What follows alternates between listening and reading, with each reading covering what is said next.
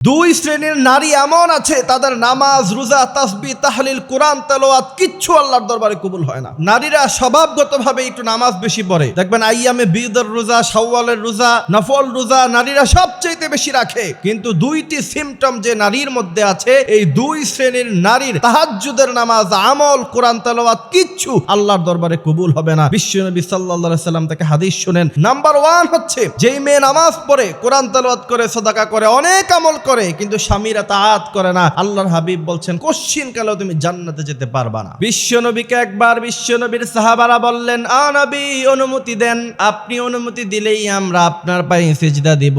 বিশ্বনবী বললেন অনুমতি দেয়া যাবে না। এরপরে বললেন, ও সাহাবারা শোনো শোনো, যদি আল্লাহর উপরে অন্য কাউকে সিজদা দেওয়ার অনুমতি থাকতো, আমি বিশ্বনবী বলতাম তোমরা তোমাদের স্বামীদের পায়ে সিজদায় লুটিয়ে পড়ো। সুবহানাল্লাহ। কারণ তোমাদের স্বামীর পায়ের নিচে তোমাদের জান্নাত। আমিয়া কোন নারী আমল অল্প করে, শুধু নামাজ পড়ে, হালকা মাঝে মধ্যে কোরআন তেলাওয়াত করে, আর স্বামীর তাআত করে, ওই নারী হবে জান্নাতি নারী। আর কোন নারী সারা জীবন নামাজ পড়লো, সারা জীবন কোরআন তেলাওয়াত করলো, সারা জীবন তাসবিহ তাহলিল করলো, নামাজ পড়তে পড়তে কপালে দাগ ফেলে দিল, কিন্তু স্বামীর কথা শুনে নাই, স্বামীকে কঠোর কথা শুনিয়েছে, ওই নারী জাহান্নামী নারী। ওই নারী জান্নাত পাবে না, জান্নাতের সুঘ্রাণও পাবে না। এই জন্য আমার মা বোনেরা, স্বামীর তাআতের ক্ষেত্রে বিন্দু পরিমাণ ভুল করা যাবে না।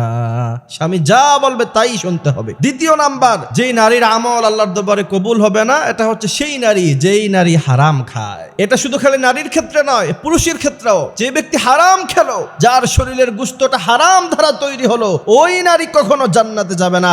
ওই নারীর নামাজ, রোজা, তাসবিহ তাহলিল কোনো কিছু আল্লাহর দরবারে কবুল হবে না। বর্তমানে নারীরা সবচেয়ে বেশি হারামের সাথে জড়িত, তা হচ্ছে সুদের কারবার দিয়ে। এনজিও থেকে সুদ কারা নেয়, কিস্তি কারা নেয়। অনেক এনজিও আছে নারী ছাড়া কিস্তি দেয় না। স্বামীর যদি কিস্তি লাগে, নারীর অনুমতি লাগবে। আর সুদের ব্যাপারে আল্লাহর হাবিব বলছেন, সুদ যে ব্যক্তি খায়, সুদ যে ব্যক্তি দেয়, সুদের খাতা কলমে যে ব্যক্তি সাইন করে, সবাই সমপরিমাণ গুনাহ। বর্তমানে নারীরা সুদের কারবারে জর্জরিত হয়ে গিয়েছে এবং তাদের খাবারগুলি হারাম হয়ে গিয়েছে। হারামের সাথে জড়িত আছে যেসব নারীরা, আমি চ্যালেঞ্জ করে বলতে পারবো তাদের জীবনের কোনো আমল আল্লাহর দরবারে কবুল হবে না। আপনি নামাজ অল্প পড়েন, আপনি কোরআন তেলাওয়াত অল্প করেন, আপনি রোজা কম রাখেন, শুধু 30টা রোজা রাখেন বছরে, যে ফরজ রোজাগুলি আছে, তারপরে আপনি হালাল খান, আপনি হবেন জান্নাতি। আর যদি আপনার হালালের সাথে কোনো সম্পর্ক নাই, হারামের সাথে সম্পর্ক রেখে আজীবন নামাজ পড়তে পারবেন, কিন্তু জান্নাতে যাওয়া আপনার জন্য কঠিন হয়ে যাবে।